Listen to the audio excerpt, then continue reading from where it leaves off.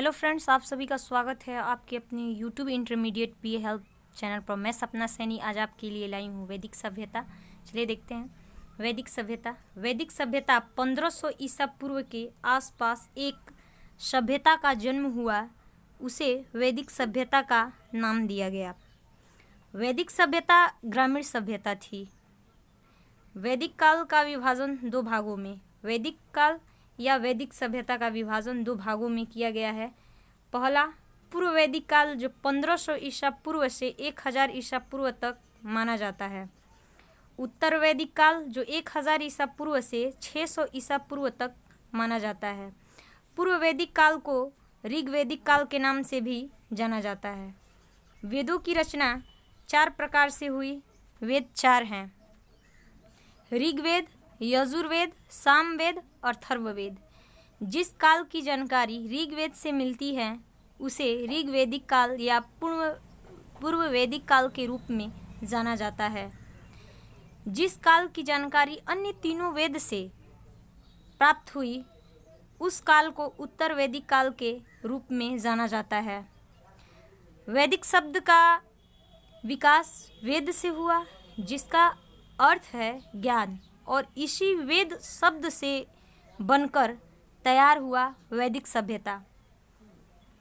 इस वैदिक सभ्यता के निर्माता आर्य हैं।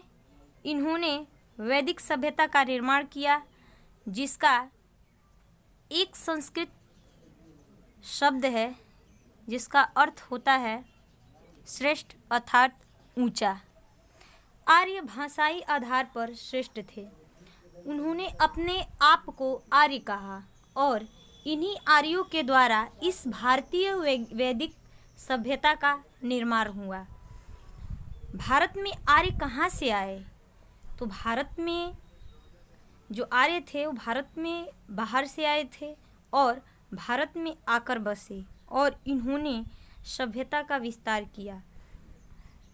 चलिए देखते हैं कि जो भारत में आए वो उनका मूल निवास कहाँ से, वो कहाँ से आए।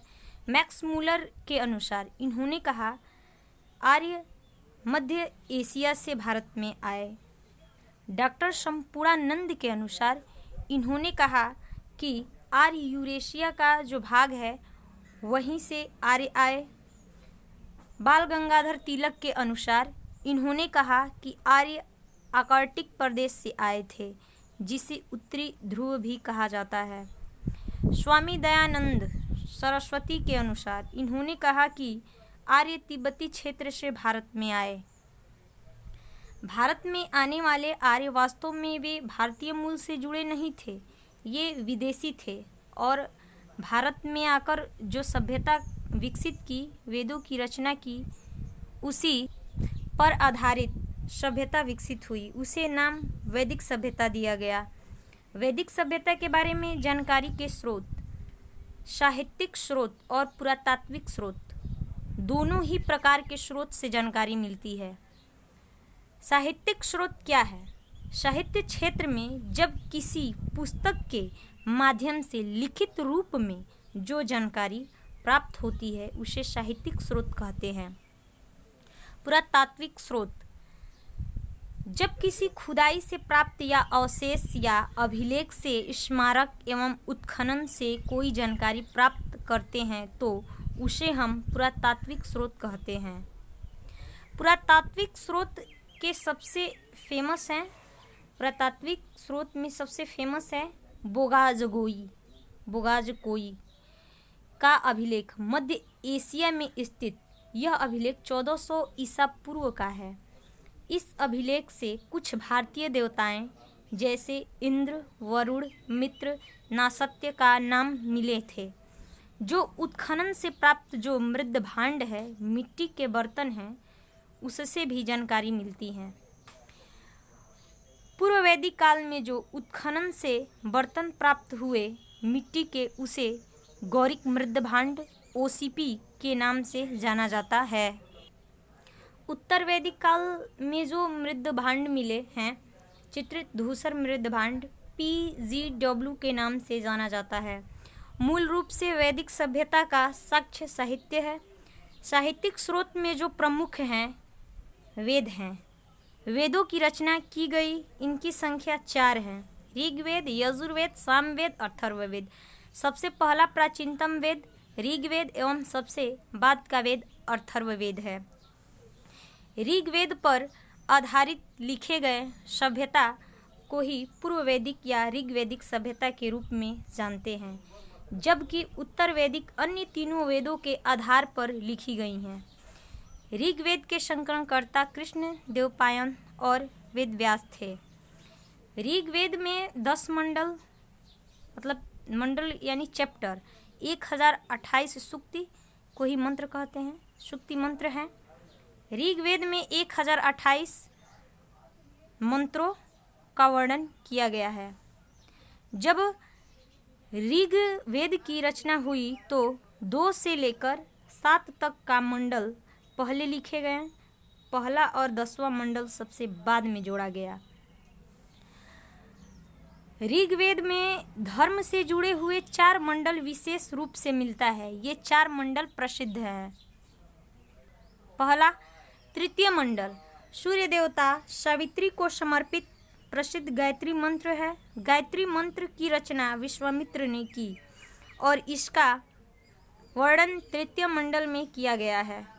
7वां मंडल 10 राज्य युद्ध। ये आर्यों और अनार्यों के बीच जो युद्ध का वर्णन मिलता है, एक सुदास नामक राजा के 10 अन्य राजाओं से युद्ध परुषणी रावी नदी के तट पर लड़ा गया। 9वां मंडल में देवता सोम देवता जो वनस्पति के रूप में जाने जाते हैं, इनका उल्लेख मिलता है। 10वां मंडल, इसमें वर्ण व्यवस्था का वर्णन मिलता है, जिसमें 4 वर्ण हैं, ब्राह्मण, क्षत्रिय, वैश्य तथा शूद्र। पुरुष ब्रह्मा के क्रमशः मुख, भुजाओं, जंघाओं और चरणों से उत्पन्न हुए हैं। 10वें मंडल में वर्णित पुरुष सूक्ति है। यजुर्वेद में यज्ञ के विधियों का वर्णन मिलता है। इस यजुर्वेद की रचना गद्य पद दोनों रूप में की गई, इसलिए इसे गद्य पद का वेद कहा जाता है। सामवेद को संगीत का वेद कहा जाता है। 7 सुरों से संबंधित जो रचनाएं हैं, 7 सुरों का वर्णन सामवेद में ही मिलता है। सामवेद को भारत में संगीत का जनक माना जाता है। अब चलते हैं अथर्ववेद पे। अथर्ववेद अथर्वा ऋषि द्वारा रचित इस वेद में रोग निवारण, तंत्र मंत्र, जादू टोना, शाप, वंशीकरण, आशीर्वाद, प्रायश्चित, औषधि, विवाह, प्रेम, मृत्यु आदि से संबंधित बातों का वर्णन किया गया है। इसलिए इसे धार्मिक क्रिया से अलग सामाजिक क्रिया से जुड़ा वेद माना जाता है। इस वेद को ब्रह्मवेद और श्रेष्ठ वेद भी कहा गया है। अब देखते हैं उद्यता मतलब गाने वाले लोग। ऋग्वेद को गाने वाले को होत्र कहा जाता था। यजुर्वेद को गाने वाले को अर्धवयु कहते हैं और सामवेद को गाने वाले को उद्रात्र कहते हैं और अथर्ववेद को गाने वाले को ब्रह्मा कहा जाता था। अब देखेंगे उपवेद। ऋग्वेद का उपवेद अरुवेद है और यजुर्वेद का उपवेद धनुर्वेद है। सामवेद का अथर्ववेद गंधर्ववेद है और अथर्ववेद का उपवेद शिल्पवेद है। देखेंगे उपनिषद। ऋग्वेद के 2 उपनिषद कौशितकी ऐतरेय। सामवेद के 2 उपनिषद केन छांदोग्य। यजुर्वेद के उपनिषद तैत्तिरीय और मैत्रेयणी।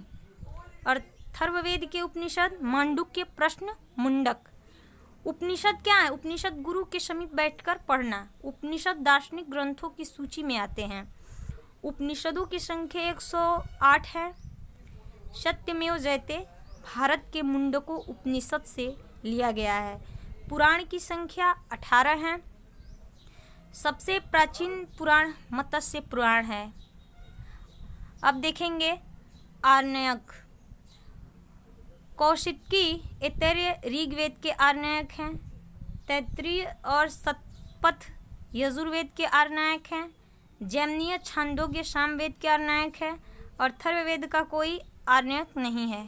Thank you guys. अगर ये वीडियो आपको अच्छी लगे तो इसे लाइक शेयर सब्सक्राइब जरूर करें। अगर आपको लगे कि इससे हमें मोस्ट इम्पोर्टेंट क्वेश्चन के आंसर मिले हैं तो प्लीज़ इसे सब्सक्राइब करना ना भूलें।